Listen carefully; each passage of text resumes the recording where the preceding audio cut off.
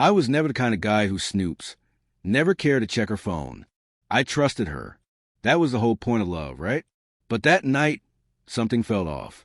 She was in the kitchen. Her phone lit up, and I glanced, just once. One name, and it pulled the air out of my lungs. Lie. The name she once told me was a closed chapter. The ex she said she healed from. The man who taught her what not to want. Yet there he was, on her lock screen. 8:43 p.m. I missed that version of us. I stared at it like I was staring at the last moment I'd ever believe her. She walked in, casually humming something, and I smiled, because pretending is easier when your heart is in shock.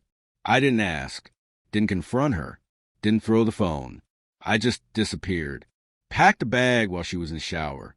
Left a note that didn't explain anything, because some betrayals don't need explanation. They just need silence. People say running away is cowardice, but what do you do when staying will destroy you? When looking into someone's eyes feels like betrayal to your own soul. I didn't go far, just enough to be out of reach. No calls, no social media, no trace. I started over. Different city, new job, small apartment. The first few weeks, I kept checking over my shoulder, half expected her to show up, half hoping she would. But she didn't, and eventually I stopped hoping. I won't lie, healing didn't come easy. There were nights I'd wake up thinking I heard her laugh, or mornings I'd reach for her side of the bed. Empty every time. But emptiness was better than lies. I started building myself back, piece by piece. Got into boxing. Stopped drinking coffee with sugar. I don't know why that part mattered, but it felt symbolic. For the first time in years, I started choosing myself.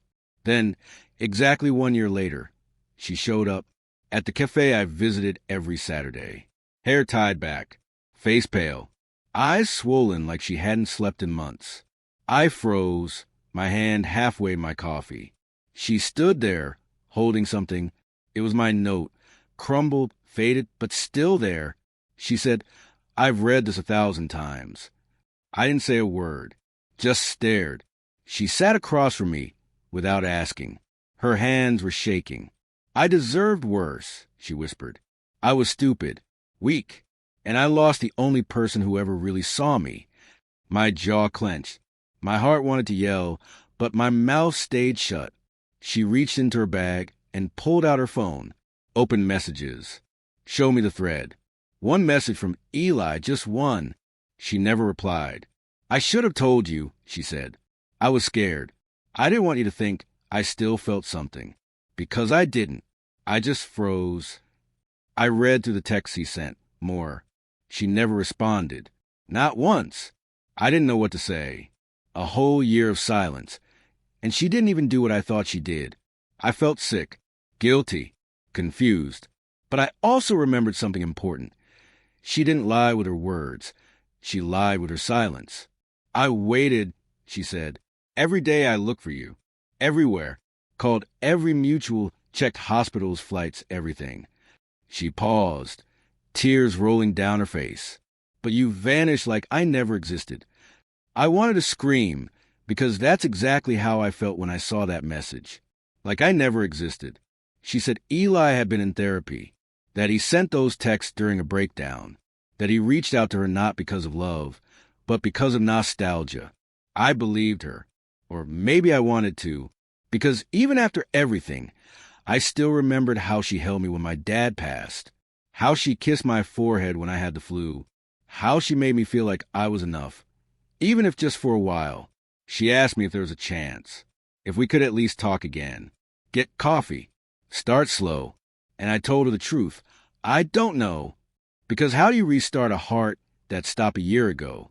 How do you trust someone whose silence hurt more than betrayal? She nodded, didn't push, didn't beg, just said, "I'll wait again, even if it takes years, because for once, I'll choose to stay instead of run." And then she walked out. No drama, no scene, just her, and the sound of the door chime behind her.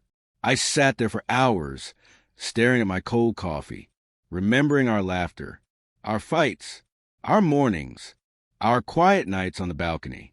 I didn't know if I wanted her back, but I knew something for sure. She still had the same eyes. But they were different now.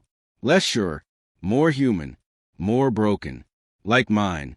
And maybe two broken people don't make a whole. But sometimes they understand each other better than anyone else ever could. If this story sounds familiar, if you've ever loved, lost, and learned, just know this. Not all love stories are perfect. Some are quiet. Some get paused halfway.